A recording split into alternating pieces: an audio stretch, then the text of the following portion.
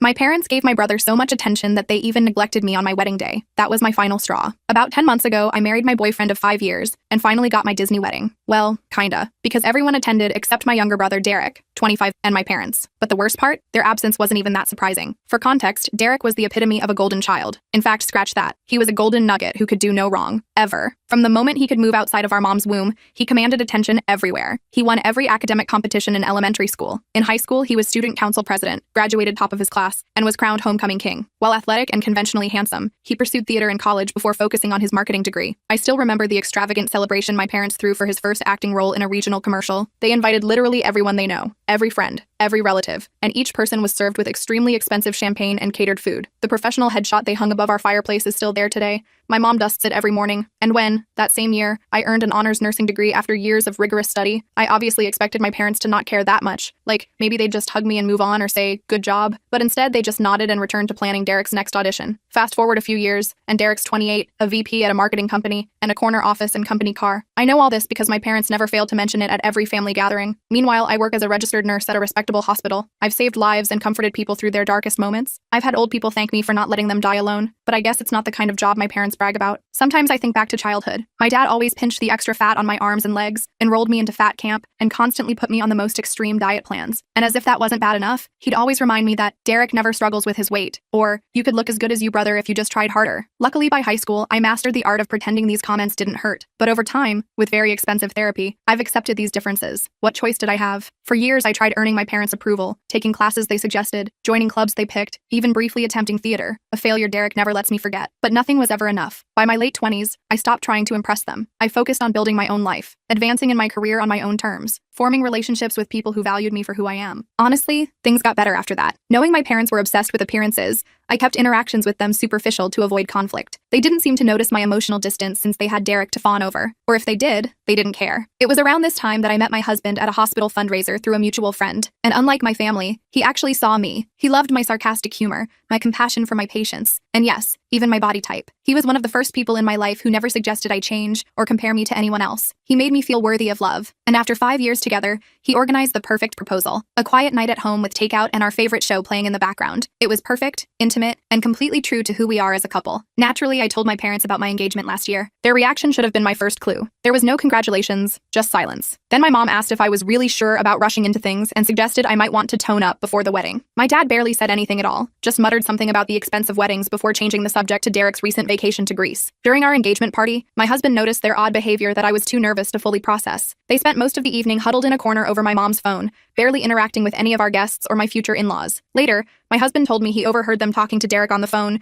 who was clearly upset. From what he could make out, they were saying things like, "This wasn't the plan," and "We never expected Louise to get married first." When I asked them about it the next day, they dismissed it as just catching Derek up on family news. There were small red flags throughout the wedding planning process. My mom had already created multiple wedding Pinterest boards for Derek, who wasn't even engaged yet, and showed zero interest in helping me choose a venue or dress. When I found my dress, a simple but elegant A-line gown that made me feel beautiful, my mom just commented that it was practical and appropriate for your figure. I ended up planning most of the wedding with my mother-in-law, who treated me like the daughter she never had. She helped me pick flowers, taste cakes, and even held my hand when I had a stress-induced breakdown 2 weeks before the ceremony. Before sending out both electronic and paper wedding invitations, I carefully reviewed the guest list with my husband to make sure no one was overlooked. I'm certain my parents received theirs. The Evites had read receipts, and I personally addressed their paper invitation. When I realized they hadn't RSVP'd, I called, texted, and emailed them multiple times. My messages were either ignored or met with vague answers about being very busy and needing to check their schedules. Each time I brought up the wedding directly, they would change the subject or suddenly remember an urgent errand. I couldn't waste energy worrying about it with all the wedding preparations. My in-laws were incredibly supportive, helping with everything from seating charts to floral arrangements. Even at the beautiful bridal shower hosted by my husband's sister, nobody mentioned the glaringly obvious absence of my own family. I could see the pity in their eyes, though, and that almost hurt worse than my parents' indifference. The wedding day itself was beautiful, even without my parents there. We had a morning ceremony in a botanical garden followed by a relaxed afternoon reception. Everyone said we looked so happy and in love, but there were moments when their absence felt like physical pain, seeing the empty front row seats, or during the father-daughter dance I couldn't have. My father-in-law graciously stepped in, but as kind as the gesture was, it only highlighted what I was missing. That night in our hotel room,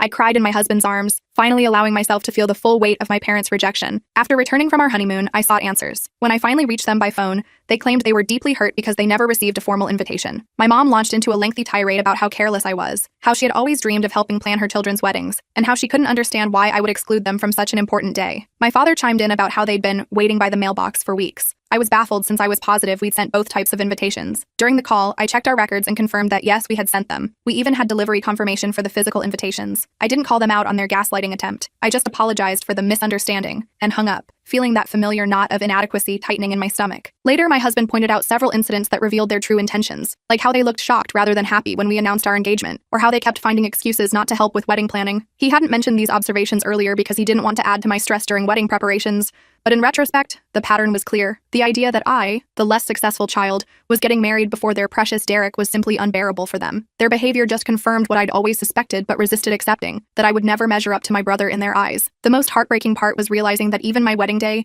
which should have been a celebration of love and new beginnings, became yet another battleground in their endless campaign to maintain their perfect family image with Derek at its center. Recently, I heard from relatives that Derek got engaged to someone he's been dating for about a year. In family group chats that I'm not part of, my parents are openly expressing their excitement about planning an elaborate wedding for him. They're already bragging about booking high-end venues and designer suits, and my mom is taking Derek to private fittings at exclusive shops. All the mother-child bonding time I was never permitted to have. My aunt mentioned they've reserved the most expensive hotel ballroom in the city and are flying in a celebrity chef to cater the reception. Interestingly, a significant number of our extended family are now refusing to attend Derek's engagement party and wedding. Apparently, my parents' actions at my wedding became quite the topic of conversation among the family. Several cousins reached out to me directly, expressing their disgust at how I was treated. When relatives ask me why my parents didn't attend my wedding, I simply tell them what I believe is the truth. They couldn't handle me getting married before their golden child. I present the facts as I see them, without embellishment. A few days ago, my parents contacted me accusing me of deliberately trying to ruin Derek's wedding. According to them, relatives they've spoken to are making excuses to avoid attending any of his wedding events. My cousin, whom Derek complained to,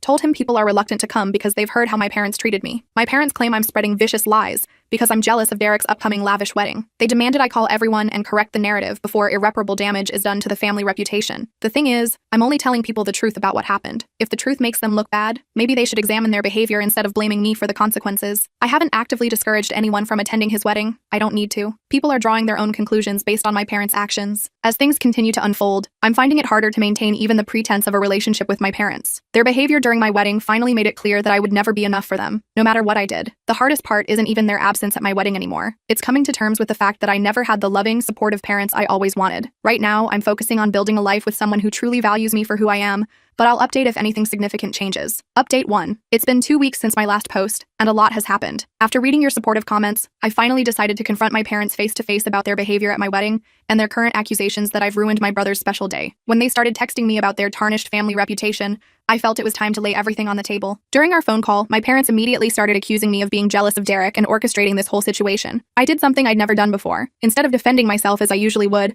I agreed with them, but not in the way they expected. You're right, I told them. I am jealous. Not of Derek's career or his achievements or his looks. I'm jealous of the unconditional love and support you've shown him that you never even tried to show me. There was silence on the line. Then my mom started claiming I was exaggerating and that they had always treated us equally. Something snapped inside me at that moment. Years of repressed feelings came pouring out. I told them about every birthday where Derek's latest achievement overshadowed my accomplishments. About how my mom canceled my college graduation dinner when Derek had an audition callback. About how his prom tuxedo cost more than my entire semester's textbooks. I reminded them how they missed my high school honors ceremony because Derek had a cold, yet made it to his soccer practice the very next morning. My dad tried interrupting, accusing me of being dramatic, but I kept going. I talked about what it was like watching them spend years planning my brother's hypothetical wedding while showing zero interest in my actual one. I told them how painful it was seeing my parents' seats empty and having my mother-in-law help me with everything from wedding planning to dress shopping. I described the pitying looks from my husband's family and how I had to lie to my friends about why my own parents weren't there. Their response was telling. Rather than acknowledging any of my points, they flipped it back on me. If you felt this way, why didn't you ever speak up? My mom insisted, as if I hadn't been trying to talk to them for years, as if every attempt hadn't been dismissed as me being too sensitive or making everything about myself. My dad added that I was being unfair and vindictive by discussing these feelings with our family members. He claimed I was deliberately sabotaging family relationships out of spite. Then my mom said something that finally clarified everything. We never thought you'd go so far as to try to ruin Derek's wedding out of spite, but we always knew you were insecure about his success, she said. This isn't how we raised you. I realized they couldn't even hear me. They believed this entire situation had nothing to do with their behavior or my feelings. It was about Derek's reaction. Even in this conversation about their absence from my wedding, they were more concerned about his upcoming nuptials than the hurt they'd caused me. For the first time in my life, I didn't try to smooth things over. I didn't backtrack or apologize. Instead, I told them exactly what I thought. You're right about one thing. You did raise me. You raised me to believe I would never measure up, that Derek's achievements would always be more important than mine, that maintaining your perfect family image was more important than my feelings. But you also taught me something you didn't intend to, that I deserve better than this. There was a long pause before my dad spoke. His voice was cold and controlled. Maybe it's time we stop pretending we're bad parents since you've decided we are and clearly enjoy watching us suffer. We thought you'd help fix the situation as family, but obviously you've made your choice. My mom delivered the final blow. Maybe you just couldn't handle not being the center of attention.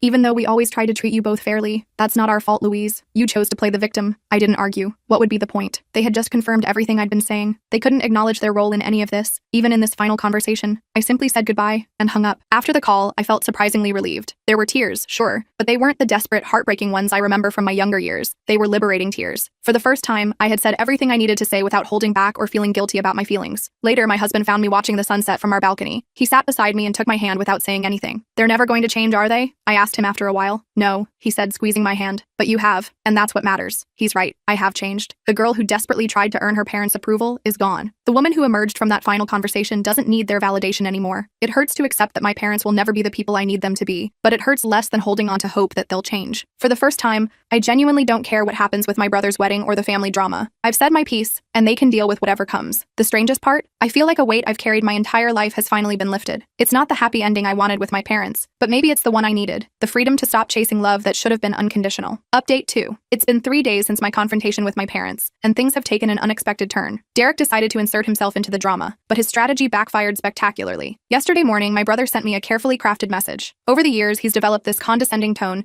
and it was on full display in his text. What you said to mom and dad was completely inappropriate. They've supported us through every stage of our lives and given us everything. You can't just accuse them of being bad parents because you're insecure about your life choices. He continued the message with his typical blend of moral superiority and thinly veiled jabs. I understand your wedding wasn't exactly what you dreamed of, but that doesn't mean you should try to ruin mine. There's nothing wrong with wanting a celebration that honors those of us who've worked hard to meet certain standards. Not everything has to be a competition, Louise. I didn't bother responding. After years of enduring his manipulative behavior, I've learned that engaging with him only gives him more ammunition. Instead, I simply blocked his number. Derek has never handled being ignored well, so I assumed that would be the end of it. A few hours later, my husband called me at work, laughing so hard he could barely speak. Apparently, since Derek couldn't reach me directly, he found my husband's personal number, probably through a mutual acquaintance, and sent him a series of texts explaining exactly why our sibling relationship has always been strained. His initial message to my husband started professionally enough. As Louise's brother and someone who cares deeply about our family's well-being, I feel compelled to reach out. But it quickly devolved into his real motives. He informed my husband that as the new man in my life, he had a responsibility to help me behave more appropriately. The messages grew increasingly patronizing. Family dynamics are complex, he told my husband,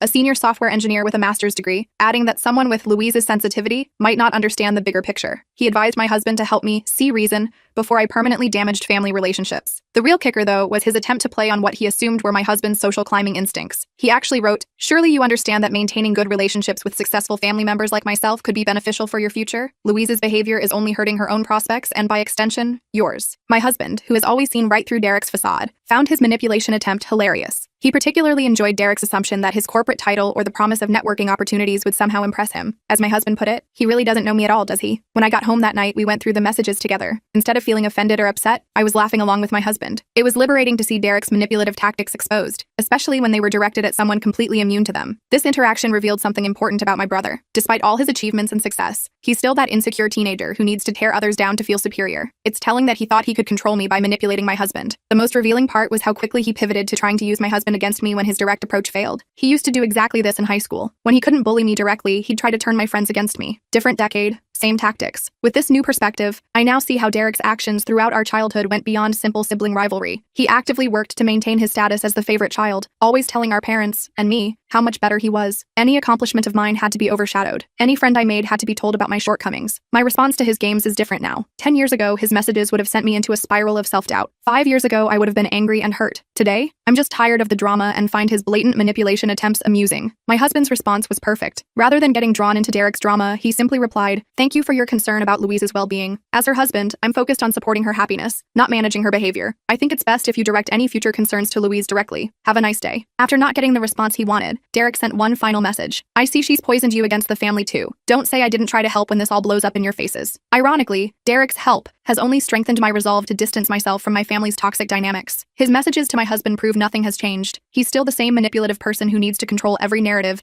and sees any deviation from his perfect family script as a threat. Perhaps the most satisfying part of this whole incident is knowing how completely ineffective his persuasion attempts were. Instead of driving a wedge between us, he actually brought my husband and me closer together. We spent the evening laughing about his texts and planning a weekend getaway. I've realized that that true family isn't about maintaining facades or controlling narratives. It's about standing together, laughing together, and supporting each other when someone tries to manipulate you, even if that someone is your own brother. I'm more certain than ever that I'm better off keeping a healthy distance from Derek's wedding drama. Instead of getting pulled into my family's endless power struggles, my husband and I have decided to focus on building our own happiness. They say success is the best revenge, but I'm realizing that real success isn't about impressing people. It's about being comfortable with your choices and surrounding yourself with people who encourage rather than hinder your growth. By that measure, I feel more successful than ever. Update 3. It's been 2 weeks since my brother's failed attempt to manipulate my husband, and things have taken surprising turns. Despite my parents' desperate attempts to salvage their reputation, the situation is spiraling further out of control. Through family connections, I've learned my parents have been on a frantic mission to correct the narrative. They've been calling each relative individually, accusing me of spreading malicious rumors because I'm jealous of Derek's perfect wedding. According to their latest story, I'm just bitter because his wedding will be so much more elegant and beautiful than mine was. They're now claiming I deliberately excluded them from my wedding so I could play the victim. They're saying I sent their invitation to an old email address and outdated physical address, despite the fact they've lived in the same house for 25 plus years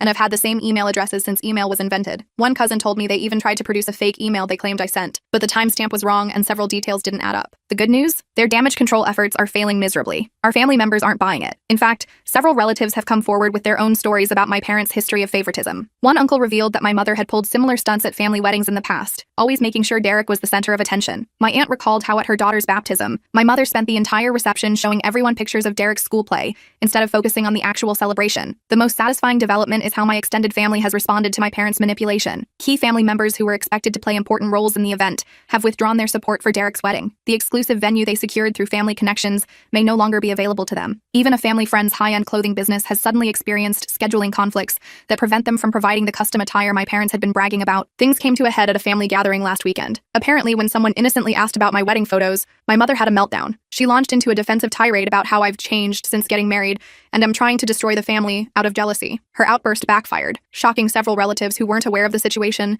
and further damaging their carefully maintained reputation. My younger cousin recorded part of the rant on her phone and sent it to me. Watching my mother frantically trying to defend their actions while simultaneously making things worse was both sad and vindicating. The irony is that my parents' desperate attempts to preserve their perfect family facade are exactly what's causing it to crumble. Each time they try to justify their absence from my wedding, they end up revealing more about who they truly are. The more they try to paint me as the villain, the more people see through their deception. Family members who previously stayed neutral are now taking sides. Recently, even my dad's brother, who had always kept quiet to keep the peace, apologized for not speaking up sooner about how they treated me. He and his family have decided not to attend any of Derek's wedding events. He told me he's watched this pattern for years, but never felt it was his place to interfere. Seeing them miss your wedding was the last straw, he admitted. Some things you just can't ignore anymore. I haven't had to directly respond to any of this, and I haven't. The truth is doing all the work for me. Every time Derek and my parents try to spin the narrative, they end up exposing more of their toxic behavior. Their desperation is making them sloppy, and people are noticing. It turns out that all those years of staying silent and enduring their treatment in an attempt to keep the peace was actually just enabling their behavior. My husband put it best. They built a facade of the perfect family over many years, but it was constructed on emotional manipulation and favoritism. It was bound to collapse eventually. He's right. All it took was one person refusing to play along for the whole thing to start unraveling. Personally, I'm doing better than ever. I no longer carry the burden of trying to earn my parents' approval. The stress of managing Derek's emotions is gone. For the first time in my life, I'm not worried about maintaining their perfect family image. I'm sleeping better, my anxiety has decreased, and I'm focusing on the relationships that actually nurture me instead of the ones that drain me. Sometimes the best revenge isn't taking action. It's just letting the truth speak for itself. I'm grateful to Reddit for giving me the courage to stand up for myself. You have no idea how much your guidance and support have meant to me on this journey. Sometimes it takes strangers on the internet to show you what real family support looks like.